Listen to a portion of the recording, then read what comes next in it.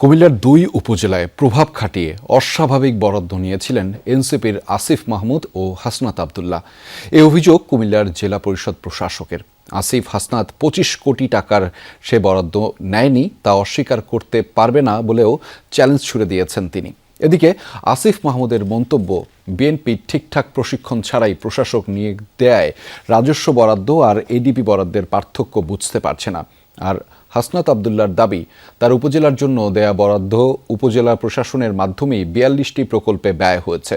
৫ কোটি টাকার একটি হিসাবও ফেসবুক পোস্টে দিয়েছেন তিনি। সিলন টি রপ্তানিতে শীর্ষে।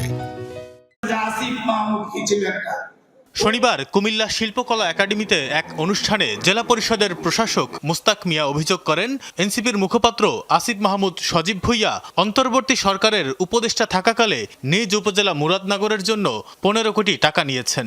আর এনসিপির দক্ষিণাঞ্চলের মুখ্য সংগঠক হাসনাত আব্দুল্লাহ সমন্বয়ক পরিচয়ে দেবিদ্বারের জন্য নিয়েছেন ১০ কোটি টাকা। তখন তিনি সংসদ সদস্যও ছিলেন না। আমার জেলা পরিষদ থেকে মুরাদনগরে যে আসিফ মাহমুদ কি ছিল একটা, ও ১৫ কোটি টাকা নিয়ে গেছে। সেটা আমাদের নিজস্ব রাজস্ব টাকা ১৫ কোটি টাকা। আর একজন হাসনাত আব্দুল্লাহ, ও নিয়ে গেছে ১০ কোটি টাকা। তার এই অভিযোগের পর হাসনাত আব্দুল্লাহর সঙ্গে এক ফোনালাপে মুস্তাক মিয়াকে বলতে শোনা যায়, তিনি বলতে চেয়েছেন ২ উপজেলায় উন্নয়নের জন্য ২৫ কোটি টাকা নিয়েছেন আসিফ মাহমুদ ও হাসনাত আব্দুল্লাহ। আপনি টাকা খাইছেন সেটা তো আমি বলি নাই। আমি বলছি যে ডেভেলপমেন্ট ওয়ার্কে আপনারা ২ উপজেলায় নিয়ে গেছেন ২৫ কোটি। তো বৈষম্য বিরোধী আপনি এটা বলেন না, ওইটাই বলছি। এটা হয়তো মিডিয়াতে পুরোটা হয়তো আসে নাই আর কি, সেটা হইতে পারে। সে রাতেই ফেসবুক পোস্টে হাসনাত অভিযোগ করেন, রাজস্ব বরাদ্দ ও এডিপি বরাদ্দের পার্থক্য না বুঝেই ওই বক্তব্য দিয়েছেন প্রশাসক। হাসনাতের দাবি, দেবিদ্বার উপজেলার জন্য দেওয়া বরাদ্দ উপজেলা প্রশাসনের মাধ্যমে ব্যয় হয়েছে। সেই ব্যয়ের প্রতিটি টাকার হিসাব সরকারি নথিতে সংরক্ষিত আছে।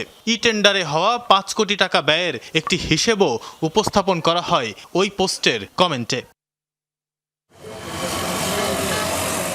শনিবার রাতেই এই অভিযোগ অস্বীকার করে প্রতিক্রিয়া জানান আসিফ মাহমুদও। পরদিন দুপুরে রাজধানীর কালশী বস্তিবাসীর মাঝে খাবার বিতরণকালে সাবেক উপদেষ্টা বিএনপির প্রশাসক নিয়োগের সমালোচনা করেন। বলেন, প্রশাসক জানেন না বাজেট নির্ধারণ মানেই টাকা নিয়ে যাওয়া নয়। বিএনপি কিছু শিক্ষিত লোকদেরকে প্রশাসক হিসেবে বসানো দরকার ছিল সারা দেশে, অথবা তাদের একটা ট্রেনিং এর ব্যবস্থা করা দরকার ছিল। ওই বিশেষ বরাদ্দ খাত আর রাজস্ব খাত তো এক না। এটা যদি ওনারা গোলায় ফেলেন তাহলে ওনাদের ওইখানে বসার আসলে কোনো যোগ্যতাই নাই। প্রথমে বলছেন নিয়ে গেছে, তারপরে আবার হাসনাত আব্দুল্লাহ ভাই যখন কল দিলেন তখন তিনি বলছেন যে আমি তো আসলে নিয়ে গেছে বুঝাই না, আপনারা বরাদ্দ দিচ্ছেন।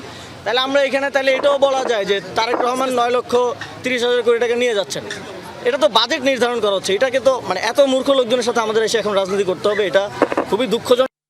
এরই মধ্যে জেলা পরিষদ প্রশাসক আবারও প্রশ্ন ছুড়ে দিয়েছেন আসিফ আর হাসনাতের উদ্দেশ্যে। এক সাক্ষাৎকারে তিনি জানান, ২ উপজেলায় প্রভাব খাটিয়ে অস্বাভাবিক সে বরাদ্দ নিয়েছিলেন আসিফ হাসনাত।